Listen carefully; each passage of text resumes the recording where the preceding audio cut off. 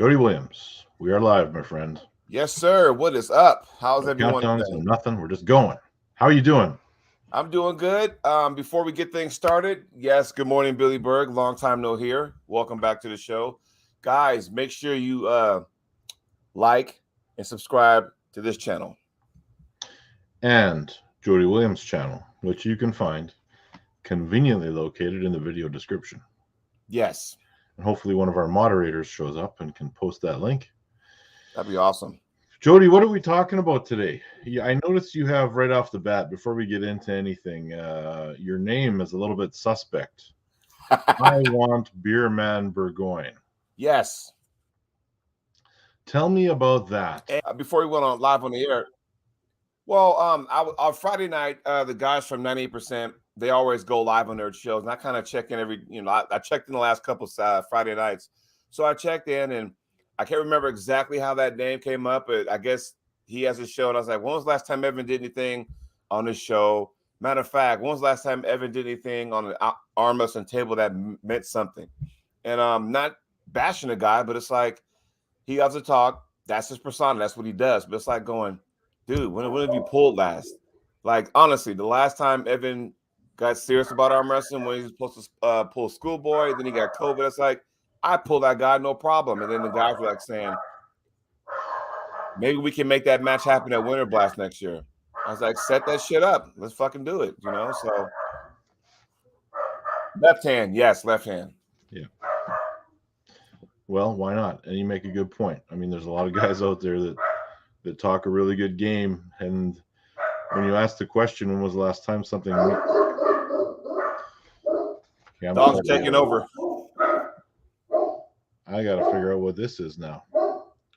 It's a God Purelator. Okay. Leaving stuff at the door. Probably not for me.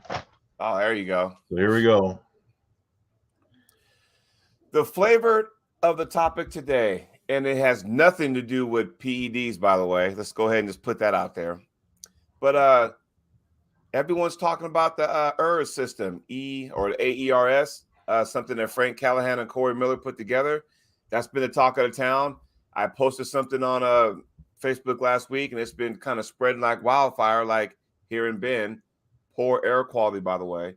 But what's your thoughts on that? Because it's not so much of a ranking thing; it's more of a ratings thing. So you had Bob Brown, and you had he did a short little video on it, and actually Chance Shaw had Frank Callahan, who's one of the guys that actually does that, on his show, talked about it for a little over an hour. So what do you know, Ryan, and what are your thoughts on that? And everybody in the chat, feel free to chime in. Everything I know about it, I learned from that Chance Shaw episode. I watched that video.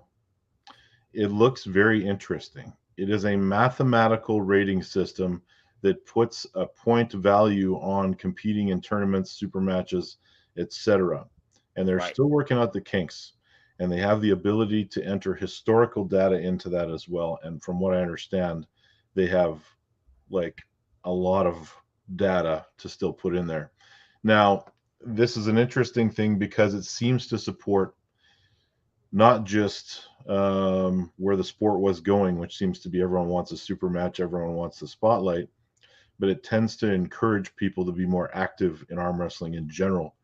And that means hitting tournaments as well. And, there are those of us that appreciate a tournament sometimes more so than a super match card. Right.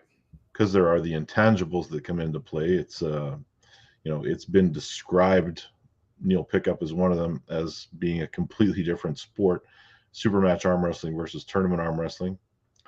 I appreciate the effort that's being put into this. And if you want to see your rating changed, it's as simple as attending events. Black and white.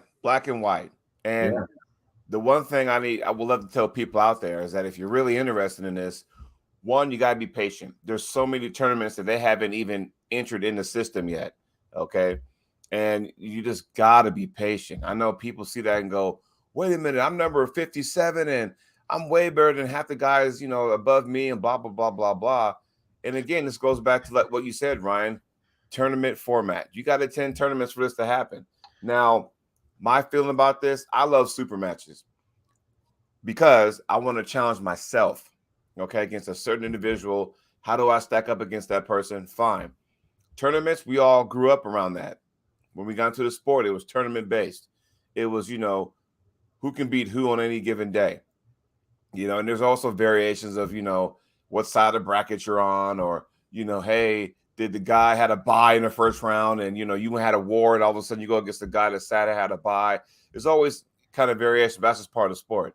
But it also makes people, if you're really into this and you really want to be top 10, it almost has you to where you have to attend almost every tournament just to stay above there, if that makes any sense. Or just go, okay, I'll go to a tournament. And for example, Henson in the top, I'm going to go to a tournament where he's at. Hopefully I can get that win. That'll boost up my rating points, as an example. I'll give you another example. I searched my name on there because I was just curious. Have I popped up on this yet? And the answer is yes. I think I'm rated as right arm 214th in their database, just because they have only entered that Vegas tournament that I pulled in when I pulled Michael Todd. I also put my right arm in the tournament just to test it a little bit, because that was right after my injury with Alex. It was like just starting to be trained a little bit. And I lost 2 matches in a row against Cody and somebody else. And, it was a test, but those 2 losses are in there, and it assigned me a position based on that. That's up to me to change it. I go to a tournament, make sure those results get sent in, and pretty much anybody can send the results in. So but it's a team effort, which means my gripe, one of the gripes I had was the fact that for this to work out perfectly, got to have the same weight classes that the ERS system allows or present, because there's so many tournaments that have these wackadoo weight classes. And I'm not saying, and they have their weight classes for their own reasons, which is fine. I don't have a problem with that. Just don't take that class that you have or that tournament that you attend with those classes and say, well, hey, I beat so-and-so. How come I'm not in this class? I'm like, because you didn't pull that tournament in that particular class. It just makes everything super simple if you were to do that, Yeah. So, Stevie Diamond's in the house. It is a great thing. I think it's, it's going to be interesting. Hopefully it stays around. There is the one thing that kind of makes me nervous about it, is the fact that 2 guys are driving force behind this. If at some point they decide to get tired of it and decide to just not do it anymore, it just goes away. Yeah. Now, if they're happy continuing to do this, and if it became somewhat of an automated system, maybe there's a way to do that where it's kind of on autopilot and people can get their own results entered in, then maybe it's something that we can really invest into, and as far as time goes. But I mean, it's a great thing if it encourages more arm wrestling, as somebody said in the chat. Yeah, because I was getting text messages and phone calls going, hey, Jody, now that this thing is out here and everything, they can look their names up, and they were saying, Jody, did you get your tournament turned in? I'm like, no, why? Oh, well, I took first place here and stuff. I need I'm like, I'll get it. I'll get it. Just give me a second. I had to go back, and I'm like, you know what? It's actually posted. The results are, so just send that to him. But I ended up sending it to both Corey and Frank anyway. So I did that. It's a good thing. But, yes, I got the Popeye arms, Mr. Stevie Diamond. But I think it makes people go back to the drawing board. What I mean by that is that we all train for tournaments, and I understand now we're in the year of super matches. And I've done a few in the last, couple of years, a lot more than I did earlier. But I think I kind of got away from the tournament aspect of it. There's still some things I want to conquer, in this sport. Super matches where certain people are one of them, I still want to do some tournaments that I haven't done yet.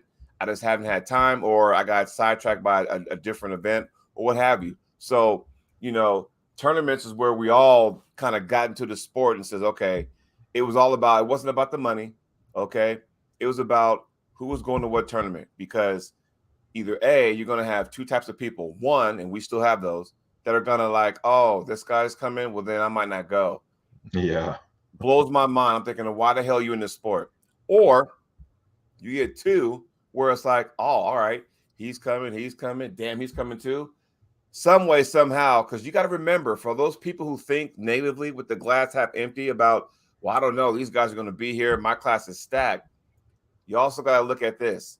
Those guys are going to pull each other also. So you may sneak in a win, or those guys may be on one side of the bracket. You might be on the other side of the bracket, because if we all know, especially with Corey Miller's bracket system, you hit a button, it's randomized, okay? Denise and Leonard have you draw numbers. So that way they don't sit there and go, okay, you two are the best. I'll put you up here. I'll put you at the bottom, and then you guys will meet. None of that stuff happens. And I think so many people get caught up on that. What are your thoughts on that, Ryan? About randomizing it, or about the fact that people would avoid tournaments? Okay, I get what you're saying. Like, I was never the guy that would say, if you were to look back 10, 15 years ago, the guys that are on top now are the second type of guy. They're the guys that found out, oh, so-and-so is going to be there. Well, I'm going to show up too. Right. So I remember in particular, I went down to the Kentucky Muscle Tournament 10, 15 years ago. It was a long time ago. And I remember somebody being on the phone and calling up Dave Chafee. That's when Dave was just kind of had won the worlds at 242, and he was starting to get into that super heavyweight division. Yes. And I remember Dave saying, oh man, Ryan's there. I wish I would have shown up. And I thought, that's a great attitude for someone that actually hears someone's going to be here and wish they were here, because I've seen it way too often where they're like, oh, he's coming. Well, I'm not going to show up.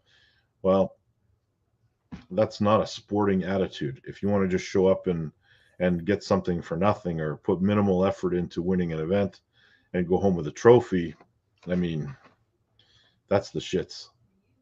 I never understood that approach. And, there's some people, there's a handful here in Oregon that actually think like that. And it's like going, is it that serious to get a trophy? Now, granted, I love trophies. I got a tons of them in my background. Y'all can see. I got a box load of medals and stuff. And yeah, they mean something to me. But if I don't get it, then I just don't get it. Either A, I didn't train hard enough, or B, they were that much stronger than me that day. That right there motivates me. Yeah. And there's another way of, like, I also have seen many times where, like in Manitoba, I generally don't enter the events. Right. But I have seen it. Bona fide professionals, or someone that's like on the cusp of that, continuing to enter, 4 or 5 weight classes and going home with 4 or 5 of whatever the prize is, and putting a lot of value on that. And sometimes it's tough for me to understand. Like, sure, you got 6 duffel bags you won at a tournament sitting in a corner, but why did you even bother with it? Who did you beat? That kind of thing. Right. And to this day, some of the biggest and most impressive looking trophies I have are from some of the crappiest tournaments I ever attended. They mean the least, Right. Like, if there comes a time when I have to downsize, they're the ones that are going first. Or you could be like the 2002 Worlds and get this diamond earring. You got basically this triangle earring as a world champion, but it meant a lot to you. Oh yeah, that's right. Yeah, that little trinket that came, I can't believe USA put that out. Like, what the fuck? Less metal in that thing than a can of Coke. Yeah. Yeah. Ooh, good comment by Justin and Jay Clean. Let's read Jay Clean's first. Jay Clean says, winning great, but what's the point of that trophy if you don't have to work for it? That's exactly what Ryan's saying. That's exactly what he is saying. I mean, there's some medals I got I don't claim. I have them, but I don't talk about them. Well, yeah, I mean, what's the point? I mean, and I'll tell you one story why. So back when the U.S. Open was a big thing out here out west, Bill Collins threw it on. It was always at the Oregon coast, right? And we're talking, there were years where Brzezinski was there, Tom Nelson, Kenny Hughes. Chris Chandler, Corey Miller, and the list goes on and on. The Canadians came down, Anthony D'Antonio, Marlon Hicks, and the boys. I mean, that was like a who's who tournament. And there was one tournament where I think it was 2016, I believe. And I was eligible to pull Masters. I'm like, cool. So a handful of guys were like, I'm pulling Masters too. I'm thinking, cool, because I'm pulling Masters and I'm pulling Open. And that back then it happened on the same day. But Robin Chandler threw her name in the hat. And we all know Robin Chandler doesn't, rub people the right way, so to speak. So when they found out she was going to enter the Masters class, all the other guys bowed out of it. What? They bowed out. They didn't want nothing to do with that because it's like, Robin Chandler, right? Yeah, of course. Yeah. Okay. So, it's like, okay, if I lose to Robin Chandler, I lost to a girl, but did I lose to a girl? You see what I'm saying? It's a sticky situation. And yeah. they all like just decided not to pull. And so now the girls decided not to pull. What's that? It was the girls that decided not to pull? No, it was the guys because that one, if it was the girls, I understand that. If it was the guys and her pulling in that class, I don't understand that. Because it's, with her situation, the change, it's like, okay, if you're a guy, you don't want to lose to her because it's like, oh, you lost to a woman. It's like, okay, but did you really? But anyway, long story short, they all pulled out. And so I'm thinking, okay, cool. Well, I'm here. I'm thinking, oh, you guys like bailed? I'm thinking, all right. So I beat her and I won, but it's like, oh, yay, hey, So there's that. So I mean, there's medals I haven't only claimed, but there's some I have that there's only two people. Yeah, I won them. I got a state title, but there's only two people came, me and the other person. Had to beat twice. Don't talk about it. This is what it is. But Ryan, highlight this comment from Justin because I like this. Of course. And this is what people don't understand is that sometimes this is a mathematical system that's going to assign point values to certain accomplishments, but it's not going to just be the fact that you go to a bunch of little tournaments and can somehow work your way into like number one in this rating system. Mm-hmm. So it's going to be a little more complicated than maybe we've explained it to be, but it'll be fun to watch people climb through those ratings and as they get towards the top and we sort some things out and it's been around a while, it'll be fun to see what exactly happens. And this is one of those deals where it's more quality over quantity. Yes, this guy over here to my right may be pulling, 10 tournaments and they're all locals, maybe one or two big ones. But this guy on my left pulled 3 major tournaments and placed top 3 in all of them. So, you got to go. Which one is it? Because this guy pulled twice as much as this guy, or because this guy pulled a lot more quality pullers than that guy? So it's one of those situations, Yeah, it's kind of like when I pulled the Nationals. Mm-hmm. Normally, I would pull the Masters class, but I bowed out of it because being fresh to pull against Pork Chop was more important than getting another, gold medal in a Masters class. Right. Yeah. And a lot of it has to do with where you're at in the sport. Like, I can go ahead and add some more to my, awesome career, Hall of Fame career. But, you got Pork Chop going, okay, you know what? This might be something. I got to make sure, and especially with you guys, since you guys got triple elimination, you guys as Nationals, something that we don't have here in the States. But, you have to be on your A game. But there's no guarantees because, heck, somebody might give you a run for your money and you may win, but it might take that much out of you to where Pork Chop, depending on what the brackets were, can smash through his competition leading up to you. Everything, there's so many variables in tournaments, which is a good thing too. Yeah. Well, our match killed him and it put me on life support, but my life support was good enough that I could come back and win it. For him, that was the end of his day, pretty much. Speaking of Pork Chop, what did you think his match versus Todzilla? I still haven't seen it. Really? I've only listened to the commentary. There's a video. I can't remember what it was. I have to send you the link. I finally got a chance to see it last week, all the matches. Yeah. And I was impressed with Sarah Wilson. just went through Heidi the first 2 matches, and then something happened, and then it just kind of She hurt herself or something, and then yeah, it changed, yeah. and that's unfortunate. But on a good note, we'll probably get to see them run it back. I hope so, because that was a hell of a match. I was the first 2 matches like opened my eyes, going, "Oh my god," because I knew how bad she wanted it. Because all those years Heidi's been beating her, and so I knew it really meant a lot to Sarah. So to have her just run through the first 2 matches, I'm like, "Oh, here we go. Yeah. Now we're cooking." And then boom, that happens. So we do have some news to report. I'm listening. Well, first of all, you see that belt right behind me over here? Oh, the blue one, the one I always stare at every Yeah. time. Well, that belt is permanently mine now, Okay. because unfortunately the Stronghold League is no more. So let me ask you a question. If it was still going, would you have to defend that belt? Yes, in fact, on the same day that he gave me an offer to come and defend that belt, he closed up shop. So later in the same day, he killed the offer, and it was, he's a local promoter, but I mean, for whatever reasons he had, those belts are staying in the hands of the current champions forever. So that's some not the best news. However, Everybody's like closing up shop. Even like Anthony Laterio with his PAF and his belts, they're closing up shop. yet other promoters are firing up and getting going, and there's news coming about some other stuff going on that I can't talk about yet.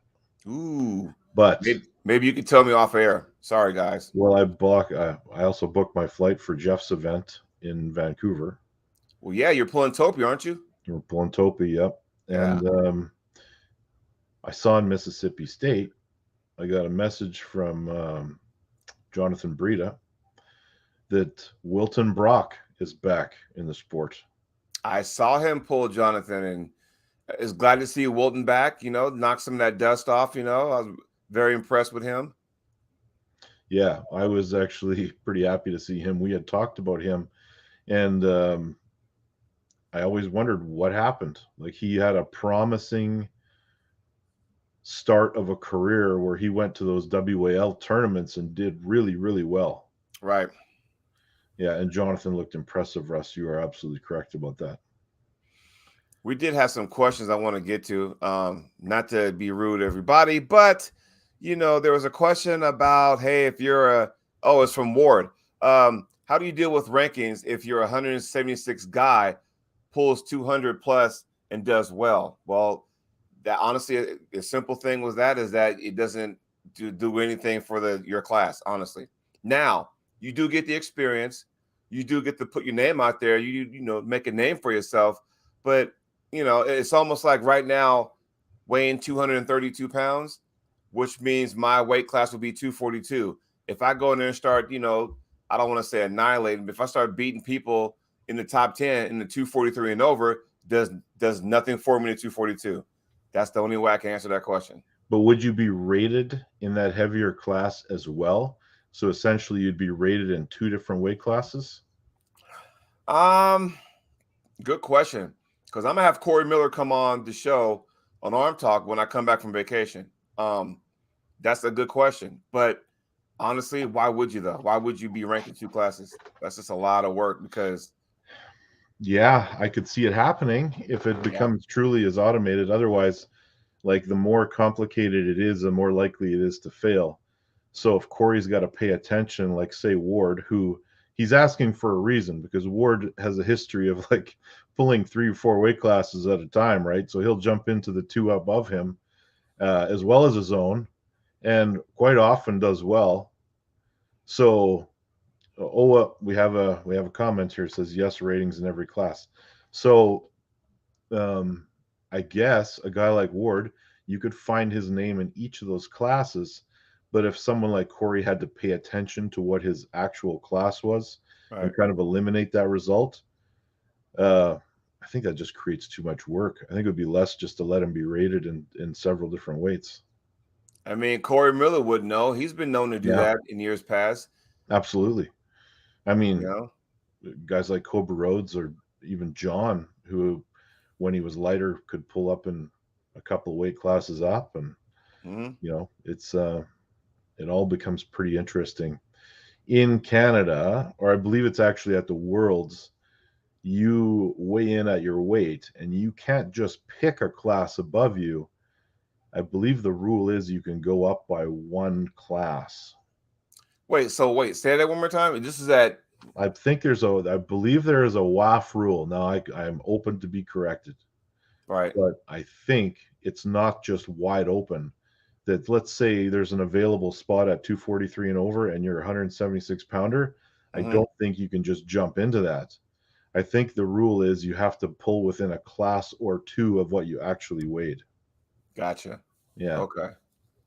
Yeah, I was wondering how that worked out, because I've seen in years past where you got this guy pulling his class and above him. I'm like, at a Worlds? I'm like, it was just weird. Well, occasionally, because in WAF, I'm not sure how it is at this exact moment, but you're allowed to take two guys per class. Yeah, that was always the rule. Yeah. So if you're a tourist and your training partner's there and you happen to be there and there's an open spot in the 242, well, the philosophy was, why not fill it? And you suddenly have guys that, never pulled that class at the Nationals just kind of being in there. I mean, I think that's how Travis won his Worlds. He couldn't compete left-handed because they had two guys in his weight class, so they just put him in right. They actually think Travis actually said that. He actually talked about that story on one of his podcast shows. Yeah, it was Christian Binney and yeah, because you were there, weren't you? I'm not sure if that was the year that I don't remember who the other left-handed puller. Oh, it was. Yeah, I do remember him. I remember his face. I can see it. He was the guy that actually beat Travis a couple times back then, and then kind of faded away, and we haven't seen him in a while. But I remember there was two guys from the U.S. in the class. So yeah, Brian says AJ Henson's a perfect example of being in multiple classes. I haven't looked at mine yet. I should probably go look. But I think AJ Henson's the most underrated arm wrestler in the United States. Who is? AJ Henson. Well, okay, so I'm gonna give you two guys who are so underrated, and there's a handful of them, but I'll give you three. AJ Henson's one, Jerome Loud's two. Yep. And I'll say, heck, I mean, like, there's so many of them. Jerome Loud, do you think he's underrated because he's more of a left-handed guy? No, I think you add Jason Merlot too. I think those guys are underrated because they don't really have any social media. And when you don't have that, you don't hear much about them. You know who they are when they show up to tournaments, if you happen to be there or if you happen to see a live stream event, but they don't have social media, which is that might be not a bad thing on their end. Jason Merlot is a kick-ass puller in Northeast, but we all know him from his fishing. I mean, that guy goes fishing, be coming out with some, man, his catches are phenomenal. But as far as YouTube and that kind of stuff, I don't believe those guys have a YouTube as far as arm wrestling stuff is concerned.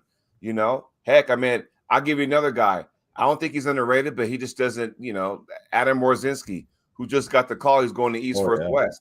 Yeah, he's good. Yes, very good, but you don't see a whole lot of them, So it's just one of those things where there's a whole lot of people out there who are kick-ass pullers.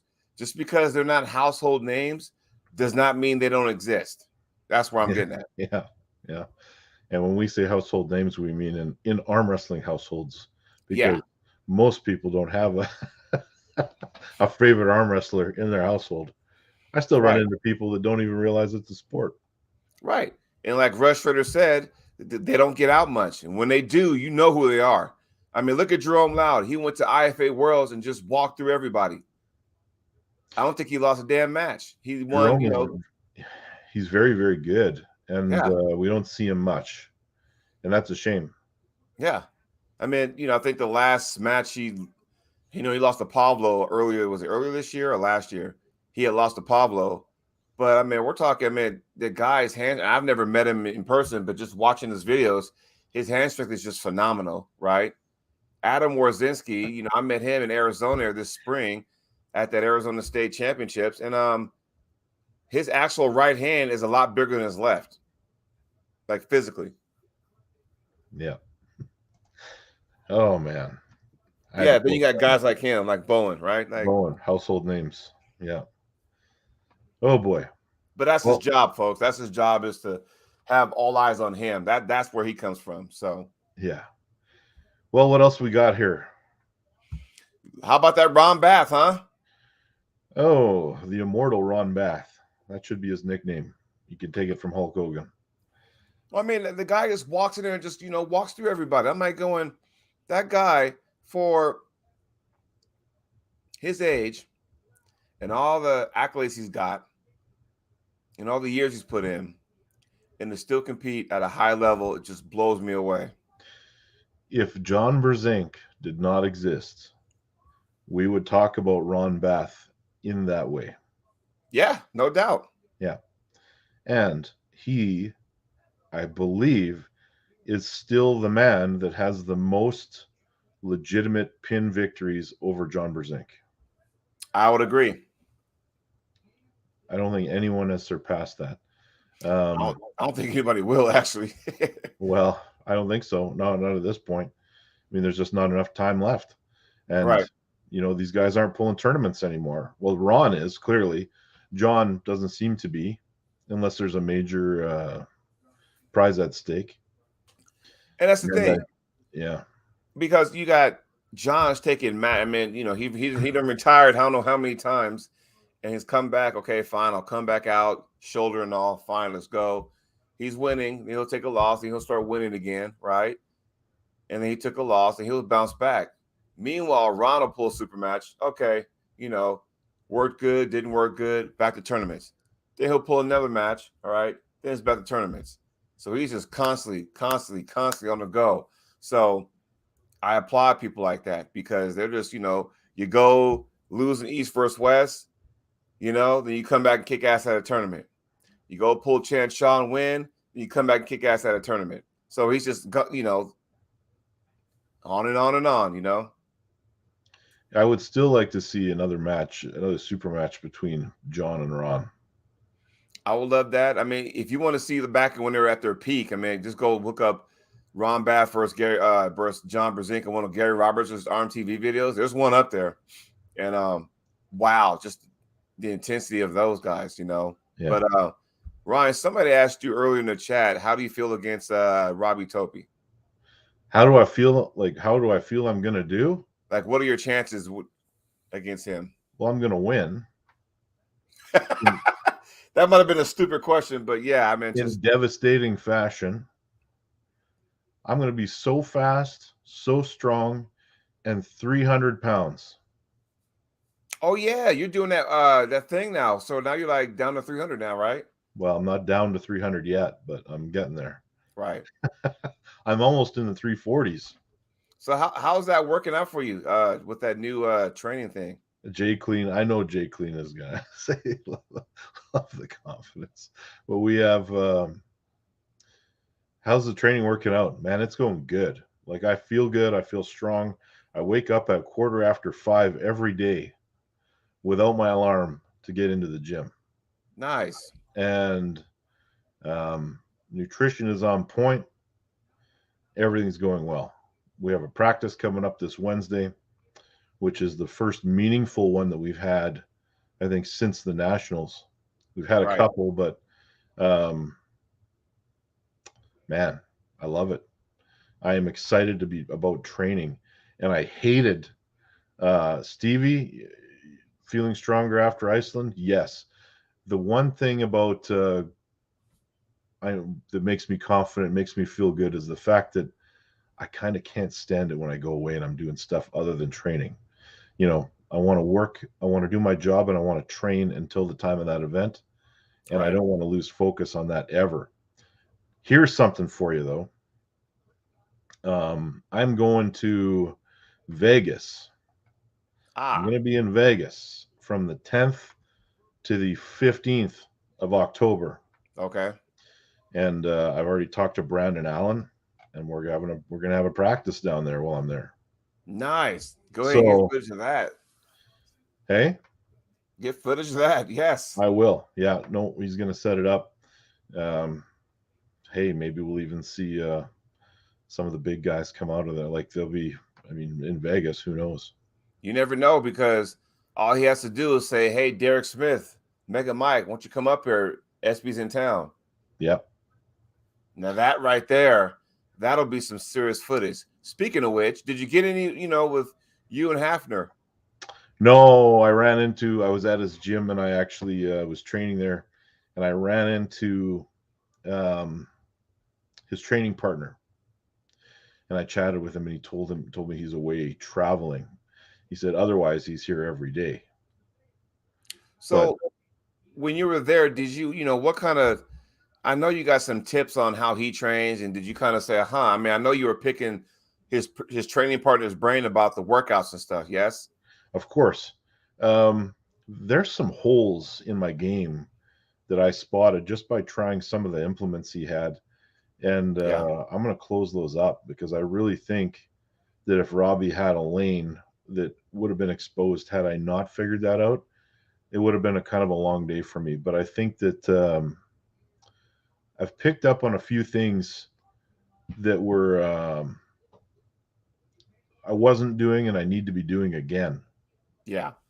And I picked up on a few other things. Affirmations of that is just seeing guys like Chafee posting his training on Instagram. And yeah, Spotto. I hope Spotto shows up. Um, and remembering that I was doing all of these things at one point in my career and maybe got away from that. Right. And when I was training with Ingen, I learned a lot, but I also really felt like it was overcomplicated. How so? There were so many different movements um, that really kind of felt similar in a lot of ways and almost too microscopic. Do you know what I'm saying? Yeah. Um, yeah, it's hard to explain. And for a lot of people, that would work really well. For me, I need to be able to build big power and fundamentals Right. and continue to upgrade that because on the table I feel like I can translate things without having to have the muscle memory of these tiny little micro movements in pressure situations. Right. Hey, Ron, here's a question that you and I can probably answer because we are closer to 50 than we are to 40. Justin says, why do you think old elites in the US are most active? Is it just a different mindset? I believe that is exactly right. I believe it is exactly right. And I've had this discussion, I've had this criticism of some of the younger up and coming guys not being active enough. Mm-hmm. And maybe what attributed to that, like the mindset of maybe not wanting to take that loss and be exposed. I mean, in fairness, Jody, when I started, there was still the mail out flyers coming from Leonard and Denise. When Yes. you get Yes. on the list and you get that piece of paper in the mail every couple of months that would tell you about those upcoming tournaments, and the internet wasn't really in full swing yet. I mean, one of the very first sites out there was one of the ones I had, and it was awful, but it was one of the very first. And there Right. was not a ton of information out there. We started to put stuff on the internet, and everyone's like, "Oh, you're wasting your time. Nobody looks at the internet to find out things." And now they only look at the internet to find out things. So it's if we took a loss, no one would find out about it unless they subscribed to Armbender magazine. I think social media with our sport is a good thing and bad thing. You know, First of all, I think because, this sport is very humbling, right? So if you think you're going to be in this sport and not lose, then you are sadly mistaken. We're all going to take losses. That's just the way it is, right? How you bounce back from is where it counts. And I think so many people put so much pressure on themselves where even at a practice, they see the camera and they kind of shy away because I don't want people seeing me lose. It's like, come on, man, stop with the ego stuff, okay? But to get back on the question before we answer this one up, highlight one, I think it's because this new wave of arm wrestlers, not all, but a lot of this new wave of arm wrestlers that just see everybody just, oh yeah, it's all about getting stronger. It's all just ADHD in a sense, ADHD, and they don't stick to it. Man, John Brzezink's been in for a long time. Those guys stick to what they do. It's work for them. Ron Bath, they pick something out, stick to what it does. It's worked for them, and that's what it comes down to. You got to love what you do. I mean, John Brzezinski says not so much the matches, it's more the training that he loves. And that's what it is. And some people don't have that, like I said, ADHD, right? They don't have that long-term focus to still keep doing it, even though there's not a tournament coming up. So, but you highlight that question. What was it? It's basically, Justin says, I think the young guys could afford to take some losses to grow, and the old guys could benefit from being more selective. Both true statements. I think that the young guys could take some losses to grow, really, really figure out the pecking order just right here in the United States or Canada, not necessarily waiting for the big international call, but, get out there. I mean, look at what happened when Matt Mask went down and had entered a tournament, and all of a sudden you had these two guys that all of a sudden were household names in the arm wrestling world, Wayne Withers and Paul Passmore, who suddenly beat this guy that was at the top of the World Arm Wrestling League. Right. And kind of shocked all of us in that little world at that time. But also lights a fire under Matt's ass. Maybe doesn't lets him grow as an arm wrestler, taking those losses. I truly believe that helped him in the long run. And those guys put it out there. Mindset coming in, decided they want to challenge themselves. This guy's coming. And then on the flip side of that, yeah, some of the old guys could be more selective. However, I feel like some of them are doing that already. And then sometimes you don't know what you get. Like for me, I've been in scenarios where the guy that I pulled and agreed to pull a super match with shows up a whole lot stronger than he was a couple months before. And yeah. So it's tough, man. Like it's all a weird. Don't even get me started on that. Yeah, we're not going to talk about that subject. No, not today, because that'll be another hour of me going off. But no, I think I understand what the question is as far as being more selective. But is that Neil in the house? Neil's in the house. Hey, what's up, buddy? Happy Monday to you too. Great show. You had great show, and I know you're busy, so I'm not going to bother you. So great show. But Neil, since you're just chiming in, when are you going to be available to be a guest on this show? We all want to know that. So hopefully one of these days, No, I get it, but like, here's my thing. I'm a guy that likes to compete, right? I love to compete. I'm not worried about wins and losses. I'm not that guy. I think a lot of the newer pullers actually do that. They're worried about wins and losses when they don't even know how to actual pull themselves. Does that make sense? Makes sense to me. So that's what that is. I mean, just compete. Yep. I dubbed 2022 the year of challenging yourself, and that might bleed into 2023. So that's where I'm at with my. We better set that up for 23. Yeah. So that might bleed into next year, but that's just my approach now. Challenge yourself. Who cares? I mean, because then if you challenge yourself, good and darn well you're going to be doing some serious work in the lab to make sure those holes get closed up, like you said. So. Well, it's like I said when Ingen mentioned his tournament idea, and then giving the winner an opportunity to pull in a super match at East versus West. I immediately sent Ingen a message and said, if you hold the tournament, I will be there. There you go. So anyway, my friend, it's getting late, and I got to get to some other commitments, but we ready to put a bow on this one and leave some meat on the bone for next week? Yeah, let's go ahead and put a bow on that. Neil Pickup, I know you're tired. You had an awesome weekend and stuff.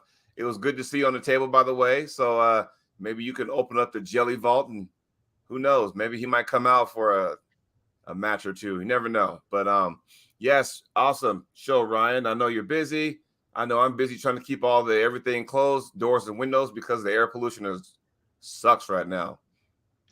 Well, Neil, you got a match for me? Let's talk. Wow. Huh. I like how Neil's like, yeah, I'm tired. I'm ruined. All of a sudden, oh, by the way, let me go ahead and dangle this carrot. I love that. I love that. This is why we love Neil. This is why we love him. So when all of a sudden Ryan's like, Yeah, let's put a bow tie. Oh, wait, what was that? Yeah. What? Yeah. Well, Ryan, you know what? I think I'm gonna close this out because I think you might be getting a call from Neil or vice versa. Y'all got something to talk about. So Sounds like it. I'm gonna go ahead and give you the respect, you two gentlemen, so you guys can go ahead and talk turkey. And I am gonna exit stage left. Right on. Everybody, thanks for joining us. Ryan, my friend, maybe we got something to talk about going into next week. We shall. See you, buddy. Take care, everybody. See y'all next week.